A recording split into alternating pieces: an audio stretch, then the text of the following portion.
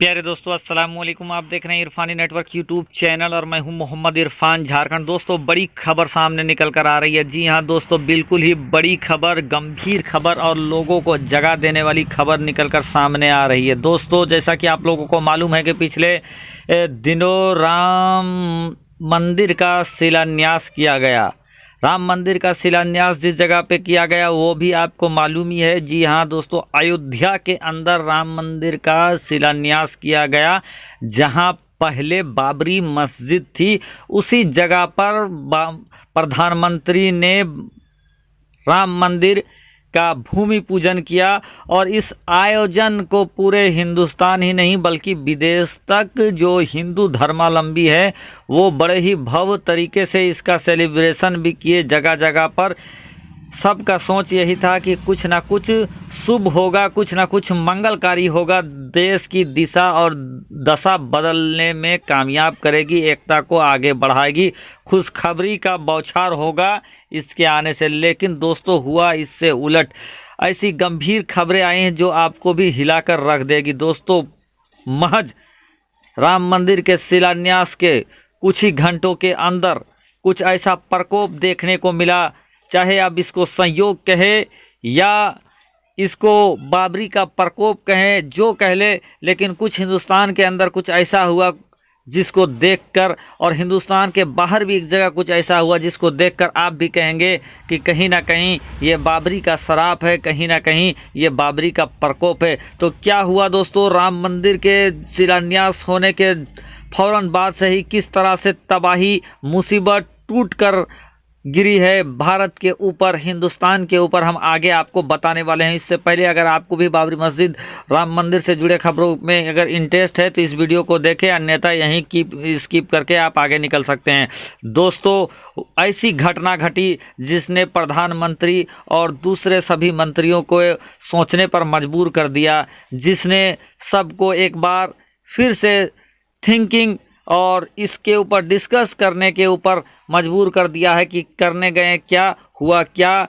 क्योंकि जब भी कहीं मस्जिद का निर्माण होता है, मंदिर का निर्माण होता है, तो पूजा प्रार्थना इसलिए किया जाता है ताकि देश की उन्नति हो, लोगों में शांति बहाल हो, लोगों में खुशहाली होवे।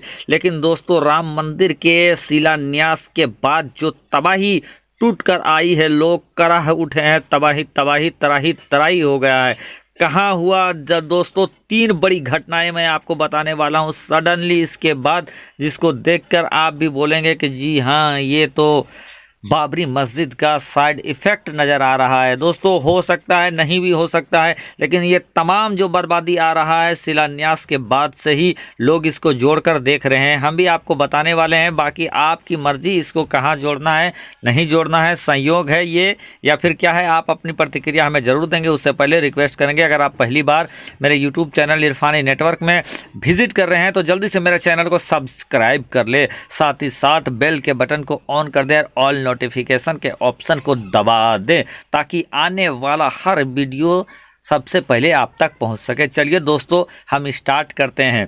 दोस्तों, जैसा कि मालूम है कि प्रधानमंत्री नरेंद्र मोदी ने बाबरी मस्जिद की ज़मीन पर जो अब मंदिर निर्माण के लिए सुप्रीम कोर्ट की जानिब से हिंदू भाइयों को दे दिया गया है, वहाँ पर 5 तारीख को शिलान्यास करके आए, काम स्टार्ट करके आए।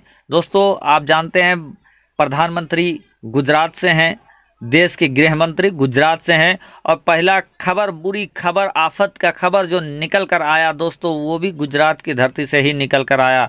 लोगों का कहना है कि वहाँ बाबरी मंदिर के लिए खुशहाली कर रहे थे, खुशी मना रहे थे, लोग फटाके आतिशबाजी कर रहे थे, और इसी आतिशबाजी की चिंगारी से वहाँ पर एक कोरोना हॉस्पिटल में आग लग गया, शॉर्ट सर्किट हो गया और कई लोग अपने जान गंवा बैठे। कुछ का दावा है कि नहीं, ये फटाके से नहीं बल्कि शॉर्ट सर्किट से लगा।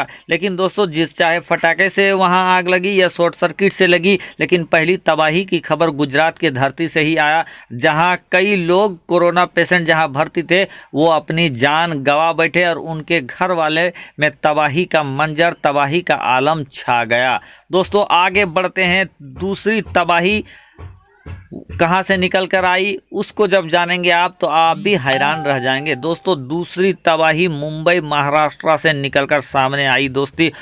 चूँकि ये इस तरह का काम, इस तरह का माहौल पहले भी बनता रहा है मुंबई के अंदर, लेकिन ये सडनली ये तबाही, ये आफत, ये बला जो मुंबई के अंदर टूट कर आया है दोस्तों, राम मंदिर के कार्यक्रम के फौरन बाद से ही इस तरह की तबाही की खबरें मुंबई की धरती से आने लगी, जहां मुंबई ने 46 सालों का तबाही का रिकॉर्ड तोड़ दिया, 22 बारिश का रिकॉर्ड तोड़ दिया और कई लोग बेघर हो गए, कई घरों में पानी घुस गया। और ये तबाही, अल्लाह का ये अजाब कहें या ये तबाही कहें, कहर कहें, ये बारिश के शकल में आसमान से नाजिल हुआ और लाखों लोगों को तबाह किए हुए है। और इतना बारिश हुआ कि लोग हाँफ गए। दिल्ली जैसा, जो कि देश का आर्थिक राजधानी है, दिल्ली जैसी जगह जहां पूरा हाईटेक व्यवस्था है, उसके बावजूद भी दिल्ली हाँफ गया।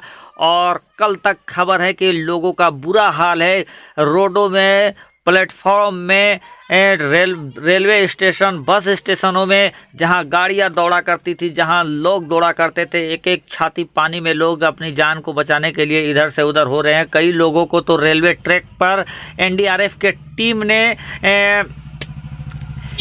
बचाया है। तो दोस्तों यहां से भी एक बुरी खबर है। साथ ही साथ दोस्तों फौरन बाद से कोरोना, जो कि पहले से सरकार ने इसको महामारी घोषित कर रखा है, इसकी रफ्तार इतनी तेजी हो गया है कि अब ये 20 लाख के करीब पहुंच गया है। दोस्तों देश के सर पर पसीना लाने के लिए, देश को झकझोरने के लिए ये काफ़ी है दोस्तों कि कोरोना की गति, जहां लोग सोच रहे थे कि मंदिर के शिलान्यास होने से पूजा पाठ होगा तो देश से आफत कम होगा। देश में चूंकि जब भी पूजा पाठ होता है, अपने अपने तरीके से लोग देश के शांति अमन के लिए दुआ करते हैं, अपनी उन्नति के लिए दुआ प्रार्थना करते हैं, लेकिन हुआ कुछ और।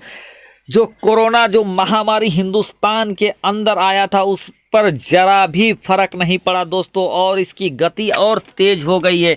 इतनी तेज हो गई है कि अब भयावह शक्ल अख्तियार कर लिया है। लोगों को अब घर से निकलना दूभर हो गया है। सरकार जो अभी लॉकडाउन खोले हुए, हो सकता है सरकार पुनः इस पर विचार करे।